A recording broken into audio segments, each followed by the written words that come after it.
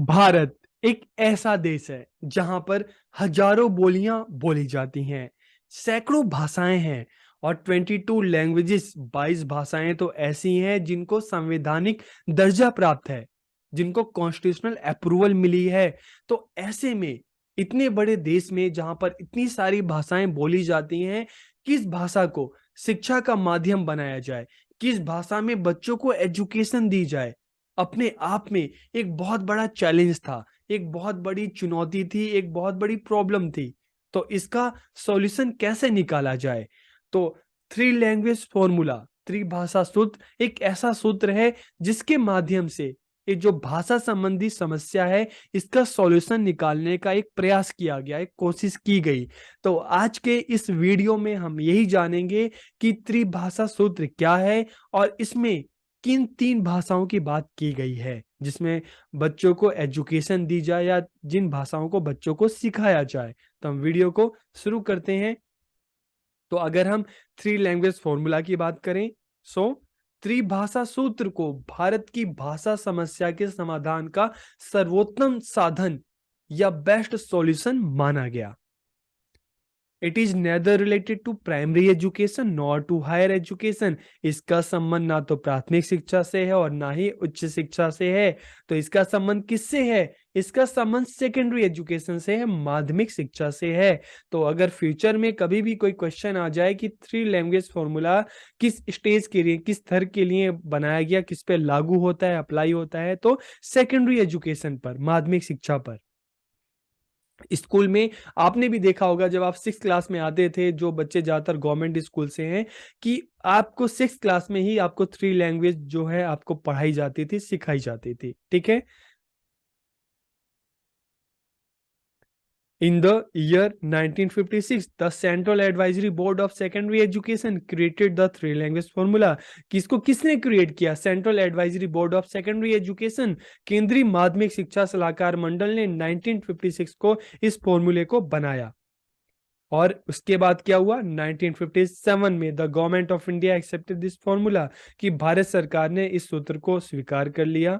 और फिर 1961 में अलग अलग स्टेट के जो चीफ मिनिस्टर हैं उनकी एक कॉन्फ्रेंस हुई और उसमें लगभग काफी सारे स्टेट के जो चीफ मिनिस्टर थे, मुख्यमंत्री थे, उन्होंने इस फॉर्मूला को अपनी एक्सेप्टेंस दे दी कि हम इसको अपने स्टेट में लागू करेंगे। ओके। और अब हम बात करते हैं कि इस थ्री लैंग्वेज फॉर्मूला में कौन कौन सी थ्री लैंग्वेज थी जिसको सेकेंडरी लेवल पर बच्चों को सिखाए जाने, पढ़ाए जाने की बात की गई। ठीक है। तो इसमें जो सबसे पहली लैंग्वेज आती है मातृभाषा या क्षेत्रीय भाषा, मदर टंग और रीजनल लैंग्वेज। मान लो आप दिल्ली में हैं, ठीक है, आप बिहार से आए हैं, तो आपकी मातृभाषा भोजपुरी हो सकती है, मगही हो सकती है, मैथिली हो सकती है, लेकिन दिल्ली में इस भाषा में तो एजुकेशन देना संभव नहीं है। तो इसलिए यहाँ की जो सेकंड हम देखते हैं रीजनल लैंग्वेज, जो क्षेत्रीय जो भाषा है, क्या है यहाँ की? हिंदी या इंग्लिश। ठीक है। और हिंदी इंग्लिश में भी बात करें तो हिंदी। तो यहाँ पे जो आपको एजुकेशन की जो पहली जो भाषा जो होगी वो क्या होगी? वो हिंदी। आपका जो मीडियम क्या होगा? हिंदी होगा। ठीक है। इसी तरह से मान लो आप जो रहते हैं पंजाब में रहते हैं, तो आपकी पहली भाषा क्या होगी? मातृभाषा या क्षेत्रीय भाषा क्या होगी? पंजाबी। ठीक है। और इसी तरह से आप अगर महाराष्ट्र में रहते हैं तो आपकी पहली भाषा क्या होगी? मराठी। ठीक है। अब हम बात करते हैं दूसरी भाषा, हिंदी अथवा अंग्रेजी, हिंदी और इंग्लिश। मान लो आपकी पहली भाषा क्या है? हिंदी है, तो दूसरी भाषा क्या हो सकती है? अंग्रेजी है। पहली भाषा आपकी पंजाबी है, तो दूसरी भाषा हिंदी या इंग्लिश में से कोई एक हो सकती है। स्टेट पे डिपेंड करता है। पहली भाषा आपकी मलयालम है, तो सेकंड लैंग्वेज आपकी हिंदी या इंग्लिश में से कोई एक हो सकती है। ओके। और थर्ड लैंग्वेज जो पहली और दूसरी लैंग्वेज के रूप में आपको ना पढ़ाई जा रही हो, इसमें एक मॉडर्न इंडियन लैंग्वेज हो सकती है। मॉडर्न इंडियन लैंग्वेज कौन सी है? जिन 22 लैंग्वेजेस को कॉन्स्टिट्यूशन में अप्रूवल मिली है हमारे में, ठीक है, हमारे भारतीय कॉन्स्टिट्यूशन में शामिल किया गया है, तो उनमें से उन लैंग्वेज को मॉडर्न इंडियन लैंग्वेज कहा जाता है। तो उसमें से कोई एक लैंग्वेज हो सकती है, ठीक है, या कोई यूरोपियन लैंग्वेज हो सकती है जो आपने पहली और दूसरी भाषा के रूप में ना पढ़ा हो। तो थ्री लैंग्वेज फॉर्मूला में इन तीन भाषाओं की बात की गई है। ठीक है। फिर क्या हुआ? In a multilingual country like India the solution to the language problem was found through the three language formula, कि भारत जैसे एक मल्टीलिंगुअल कंट्री में त्रिभाषा सूत्र के माध्यम से जो भाषा संबंधी समस्या थी इसका समाधान ढूंढा गया, एक कोशिश की गई, ठीक है।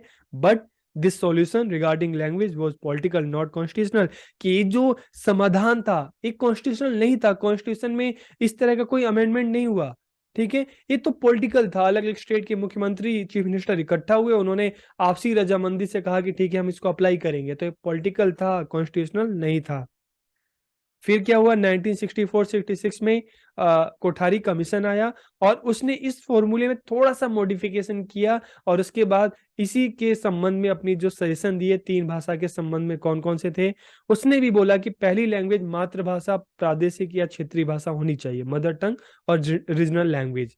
सेकेंड लैंग्वेज क्या होनी चाहिए, the official language of the Indian union, और को फेडरल लैंग्वेज मतलब क्या है, हिंदी या इंग्लिश में से कोई एक लैंग्वेज दूसरी भाषा के रूप में होनी चाहिए। और तीसरी भाषा, third language of modern Indian language जो मैंने आपको बताया, और यूरोपियन लैंग्वेज, ठीक है। With the student have not study as a first और सेकंड लैंग्वेज और मीडियम ऑफ इंस्ट्रक्शन, कि जिनको बच्चों ने पहली दूसरी भाषा के रूप में या मीडियम ऑफ इंस्ट्रक्शन मातृभाषा के या शिक्षा के माध्यम के रूप में ना पढ़ा हो, वो तीसरी लैंग्वेज होगी, ओके। फिर आगे चलकर 1968 की जो नेशनल एजुकेशन पॉलिसी आई उसमें भी इसको एक्सेप्ट किया गया, इस फॉर्मूले की बात की गई, थ्री लैंग्वेज फॉर्मूला।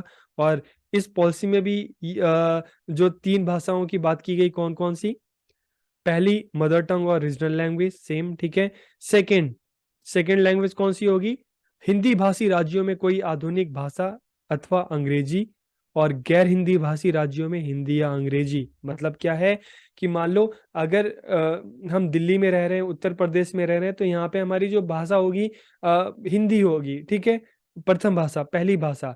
तो दूसरी भाषा क्या होगी, हिंदी भाषी राज्यों में कोई आधुनिक भाषी, मतलब कोई आधुनिक भाषा जो भारतीय संविधान में जो 22 भाषाएं हैं उनमें से कोई एक भाषा हो सकती है, या अंग्रेजी हो सकती है। और मान लो कि हम गैर हिंदी भाषी राज्यों में रह रहे हैं, जैसे पंजाब की बात करते हैं, हम बात करते हैं गुजरात की बात करते हैं, हम बात करते हैं वेस्ट बंगाल की हम बात करते हैं, तो वहां पर दूसरी लैंग्वेज कौन सी हो सकती है, कोई मॉडर्न इंडियन लैंग्वेज, इंग्लिश या हिंदी कोई एक हो सकती है, ठीक है। और थर्ड लैंग्वेज क्या हो गई, इंग्लिश और अ मॉडर्न इंडियन लैंग्वेज। मतलब ये यहाँ पे साफ है कि जो पहली और दूसरी भाषा के रूप में हम नहीं पढ़ रहे वो हमारी थर्ड लैंग्वेज हो सकती है, तो इंग्लिश भी हो सकती है, या मॉडर्न इंडियन लैंग्वेज जो 22 लैंग्वेजेस में से कोई एक लैंग्वेज हो सकती है, या कोई फॉरेन लैंग्वेज हो सकती है, ओके। फिर the policy also suggested that mother tongue should be the medium of instruction at the primary level, and the state government should adopt this formula and try to implement it seriously।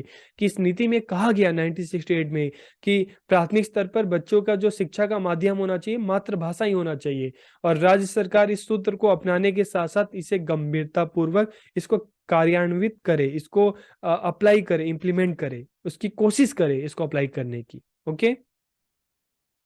फिर आगे चलकर 1986 की जो policy आई education policy, उसमें भी इस three language formula को का समर्थन किया गया। और उसके बाद प्लान ऑफ एक्शन 1992 और new education national policy on education 2020 आया, इसमें भी इस थ्री लैंग्वेज फॉर्मूला को स्वीकार किया गया, इसको इम्प्लीमेंट करने की बात की गई, ओके। तो आज के इस वीडियो में हमने जाना कि थ्री लैंग्वेज फॉर्मूला क्या था, पहली लैंग्वेज क्या थी, सेकंड लैंग्वेज क्या है, थर्ड लैंग्वेज इसमें कौन कौन सी है। तो आपको ये वीडियो कैसी लगी कमेंट करके जरूर बताइए। आप सबका बहुत बहुत धन्यवाद।